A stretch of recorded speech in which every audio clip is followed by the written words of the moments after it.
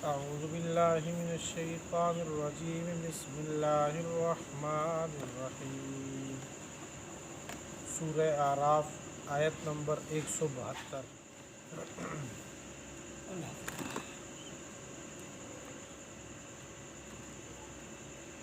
سورہ اعراف، اس سے پہلے بنی اسرائیل کا واقعہ مسلسل چل رہا تھا۔ اس سے پچھلے رکوع میں فخلف من بعدہم خلف ورثوا الکتاب یأخذون عرض هذا الادنی ویقولون سیغفر لنا، کہ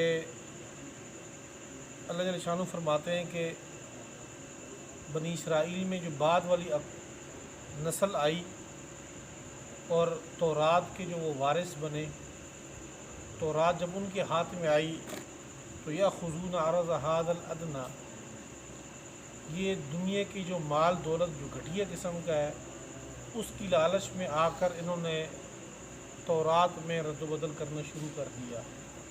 وَيَقُولُونَ سَيُغْفَرُ لَنَا، اور یہ دل میں یہ کہتے تھے کہ ہماری بخشش بھی ہو جائے گی۔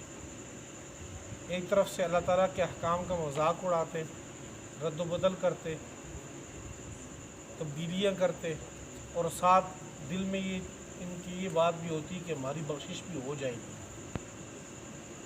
تو اللہ فرماتے ہیں وَإِن عَرَضٌ مِثْلُهُ يَأْخُذُوا، جتنا دنیا ان کو دیا جاتا تھا اگر ان کو اور بھی دیا جائے تب بھی وہ لینے سے باز نہ آئیں، مزید بھی لیں حرص و ہوس کی وجہ سے۔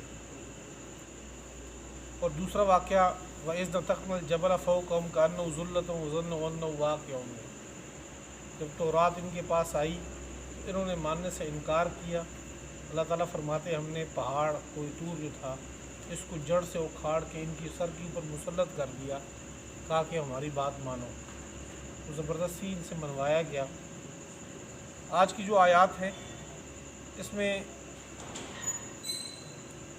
دو موضوع ہیں، یہ دو واقعات ہیں، ان کا ذکر ہے۔ ایک تو عہد الستو کا ذکر ہے۔ اللہ تعالیٰ نے قرآن پاک میں 3 قسم کے عہد کا ذکر کیا ہے، میثاق کا، وعدوں کا۔ ایک وہ وعدہ جو تمام انسانیت سے لیا گیا تھا، وہ یہاں پہ 9ویں سپارے میں ذکر ہے سورہ اعراف میں، آج کی آیات میں۔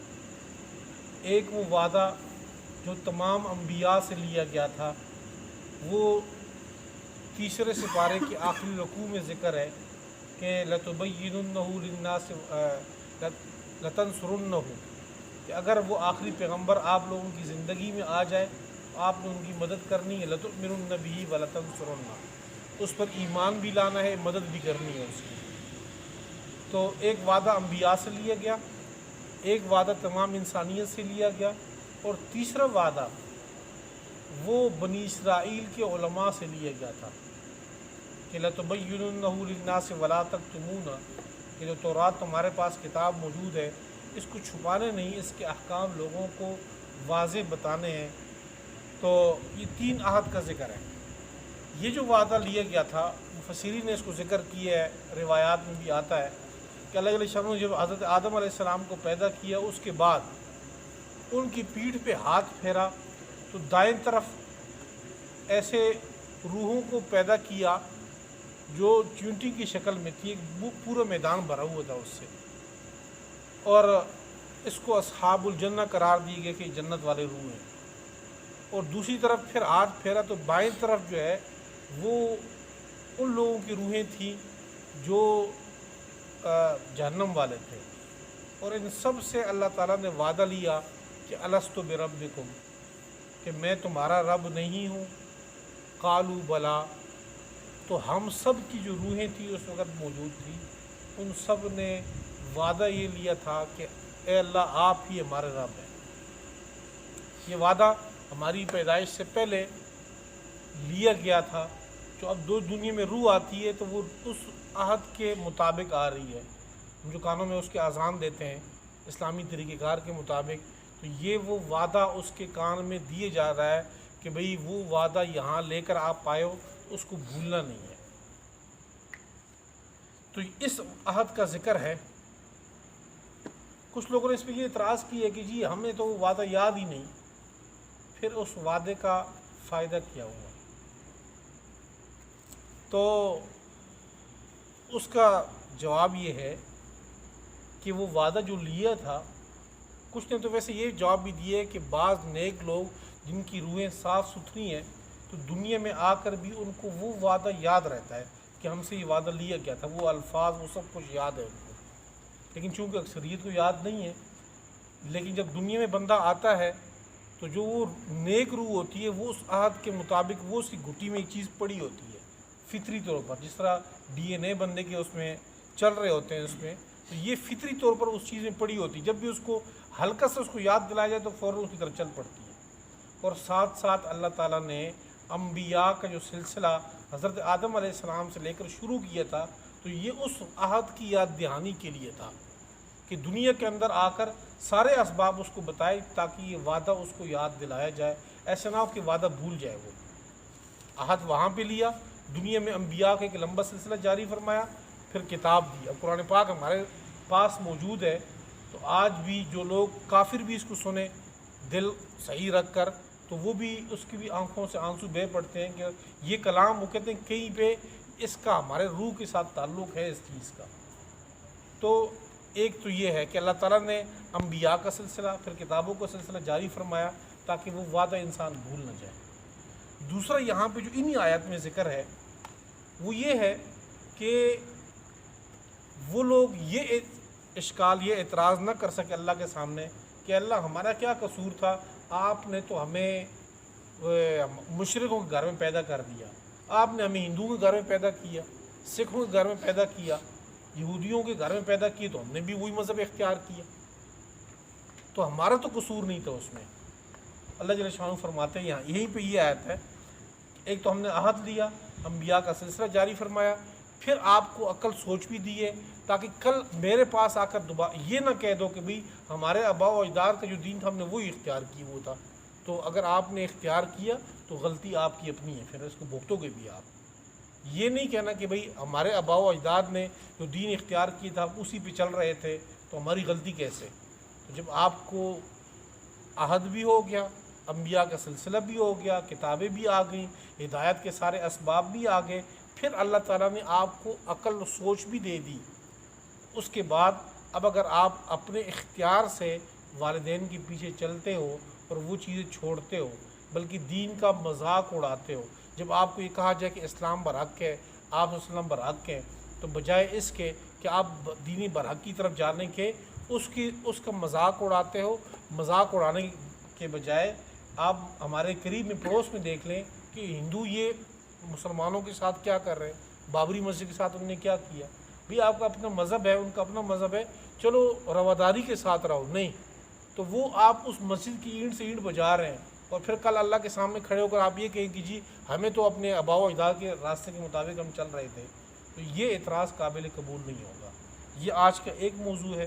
دوسرا موضوع آ گیا ہے وَإِذْ أَخَذَ رَبُّكَ، اور جب لیا تیرے رب نے، من بنی آدم سے، من ظہورہم، ان کی پیٹھ سے، ذریتہم، ان کی اولاد کو پیدا کر کے اللہ نے عہد لیا، وَأَشْهَدَهُمْ عَلَىٰ أَنفُسِهِمْ، اور ان کو اپنی ذات کے اوپر گواہ بنایا، اس عہد کے اوپر ان کو گواہ بنایا، أَلَسْتُ بِرَبِّكُمْ، عہد یہ تھا کہ کیا میں تمہارا رب نہیں ہوں؟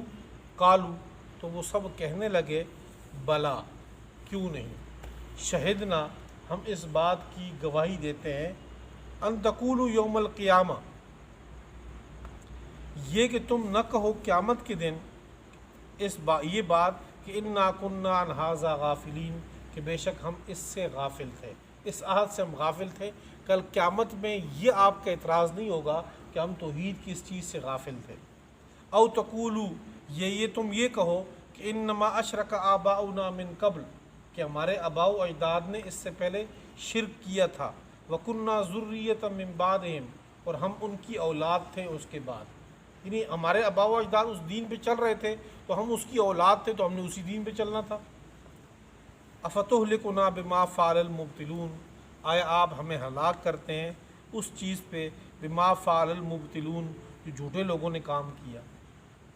وَكَذَلِكَ نُفَصِّلُ الْآيَاتِ اسی طرح ہم تفصیل سے بیان کر رہے ہیں آیات کو، وَلَعَلَّهُمْ يَرْجِعُونَ اور تاکہ وہ لوگ لوٹ آئے۔ تو جب یہ اتنی نشانی اللہ تعالیٰ نے دی ہیں، بار بار دی ہیں، تو اور زندگی جب انسان پیدا ہوتا ہے موت تک اس کے ساتھ امتحانات بھی چل رہے ہیں، جس طرح ایمان والوں کے امتحانات چل رہے ہیں تو کافر لوگوں کی زندگی میں بھی امتحانات چل رہے ہوتے ہیں۔ اللہ تعالیٰ چاہتے ہیں کسی طریقے سے یہ آ جائیں اس طرف، لیکن جب وہ نہیں آتے، اپنے اختیار سے نہیں آ رہے، تو پھر یہ عذاب کے مستحق بن جاتے ہیں۔ وَاتْلُ عَلَيْهِمْ نَبَأَ الَّذِي آتَيْنَاهُ آيَاتِنَا یہ دوسرا واقعہ ہے اور دوسرا موضوع ہے جو آج کے درس میں ہے۔ حضرت موسیٰ علیہ السلام کے دور میں بلعام نام کا ایک شخص تھا، اس کے والد کا نام باعورہ تھا، بلعام ابن باعورہ۔ یہ ایک صوفی مزاج کا بندہ تھا، بزرگ ٹائپ کا۔ تو اللہ تعالیٰ نے ان کی بزرگی کی وجہ سے اللہ تعالیٰ نے ان کو ایسی صلاحیت دی تھی کہ جو دعا مانگتے تو اللہ تعالیٰ اس کو قبول کر لیتے۔ تو جو بنی اسرائیل میں ان کا کافی شہرت تھی اس بات کی کہ اس کی دعائیں اللہ تعالیٰ قبول کرتے ہیں۔ تو کچھ لوگ آئے، ان کو لالچ دی دنیاوی، اس کی سونے چاندی کی، جس چیز کی بھی لالچ دی ان کو۔ بہرحال لالچ اس بات کی دی کہ آپ حضرت موسیٰ علیہ السلام کے خلاف بد دعا کریں۔ پہلے تو یہ بندہ نہ مانا کہ وہ وقت کا پیغمبر ہے اور میں عام امتی ہوں اور انسان ہوں، بزرگ ہی صحیح لیکن نبی کے مقابلے میں نہیں ہوں۔ جب ان نے زیادہ لالچ دی تو وہ اس لالچ میں آ کے حضرت موسیٰ علیہ السلام کے خلاف بد دعا کے لیے ہاتھ اٹھائے، اور جب اس شخص نے بد دعا کے لیے ہاتھ اٹھائے تو اللہ تعالیٰ نے وہ خلافت، وہ چیز، وہ حیثیت اس سے چھین لی۔ اور یہاں جو آیتیں لکھی ہیں یہ میرے اور آپ کے لیے عبرت کے لیے اللہ تعالیٰ نے اس کو ذکر کی ہے کہ اللہ تعالیٰ فرماتے ہیں کہ ہم نے اس کی مثال کتے کی طرح بنا دی۔ علماء فرماتے ہیں کہ اس کی زبان بالکل باہر نکل آئی، جس طرح کتا ہانپتا ہے اس کی زبان باہر آتی ہے، بلکہ کتا واحد جانور ہے جس کی زبان میں پسینہ آتا ہے، تو اس کی مثال کتے کی سی ہوگی۔ کتا اگر نارمل حالات میں بھی بیٹھا ہو تو وہ ہانپ رہا ہوتا ہے، اگر کسی کے پیچھے دوڑے تب بھی وہ ہانپ رہا ہوتا ہے۔ اللہ فرماتے ہیں کہ ہم نے اس شخص کی ایسی بنا دی جیسے کتا ہو، تو وہ ہر وقت ہانپتے ہی رہتا تھا اس پہ۔ تو اپنے علم پہ، اپنے بزرگی پہ، اپنے حالات پہ انسان کو فخر نہیں کرنا چاہیے۔ یا اللہ تعالیٰ ہم سب کو موت تک جو ہے یہ ایمان نصیب فرمائے۔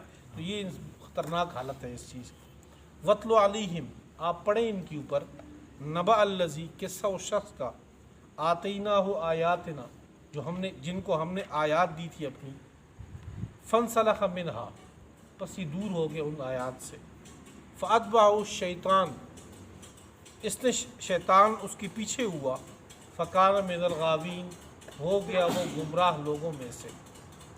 وَلَوْ شِئْنَا اگر ہم چاہتے، لَرَفَعْنَاهُ بِهَا تو ہم اس کو ان آیات کی وجہ سے ہم اس کو بلندی دیتے، ان کو درجات دیتے۔ وَلَكِنَّهُ أَخْلَدَ إِلَى الْأَرْضِ لیکن وہ مائل ہو گیا زمین کی طرف، پستی کی طرف چلا گیا۔ وَاتَّبَعَ هَوَا اور اپنے خواہشات کی اتباع کی۔ فَمَثَلُهُ كَمَثَلِ الْكَلْبِ اس کی مثال کتے کی طرح ہے، کتے کی مثال کی طرح ہے۔ إِن تَحْمِلْ عَلَيْهِ يَلْهَثْ اگر آپ اس کے اوپر بوجھ لا دیں، یلحس تو ہانپتا ہے، وَإِن تَتْرُكْهُ يَلْحَث اور اگر آپ چھوڑ دیتے ہیں تب بھی ہانپتا ہے، یعنی آپ اس کو دھتکاریں تب بھی ہانپتا ہے، قریب لائیں تب بھی وہ ہانپ رہا ہے۔ ذَلِكَ مَثَلُ الْقَوْمِ الَّذِينَ یہ مثال ہے اس قوم کی، الَّذِينَ كَذَّبُوا بِآيَاتِنَا جو ہماری آیات کو جھوٹا سمجھتی ہے۔ فَقْصُصِ الْقَصَص آپ بیان کر دیں یہ واقعہ، یہ قصہ، لَعَلَّهُمْ يَتَفَكَّرُونَ تاکہ یہ لوگ فکر کریں، سوچیں اس کو۔ سَاءَ مَثَلًا الْقَوْمُ الَّذِينَ بہت برا ہے، بہت بری ہے مثال اس قوم کی، الَّذِينَ كَذَّبُوا بِآيَاتِنَا جو ہماری آیات کو جھوٹا سمجھتی رہتی ہے۔ وَأَنفُسَهُمْ كَانُوا يَظْلِمُونَ اور یہ لوگ اپنے آپ پہ ہی ظلم کر رہے ہیں۔ مَن يَهْدِ اللَّهُ جس شخص کو اللہ نے ہدایت دے دی، فَهُوَ الْمُهْتَدِي بس یہی بندہ ہی ہدایت یافتہ ہے۔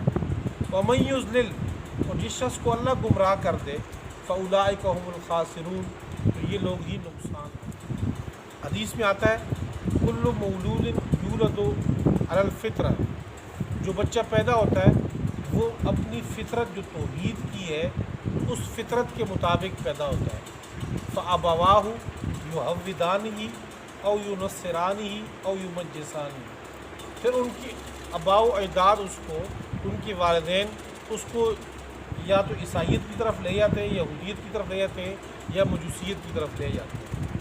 تو انسان اپنا عقل اختیار استعمال کرے، دیکھیے بھی صحیح کیا ہے غلط کیا ہے۔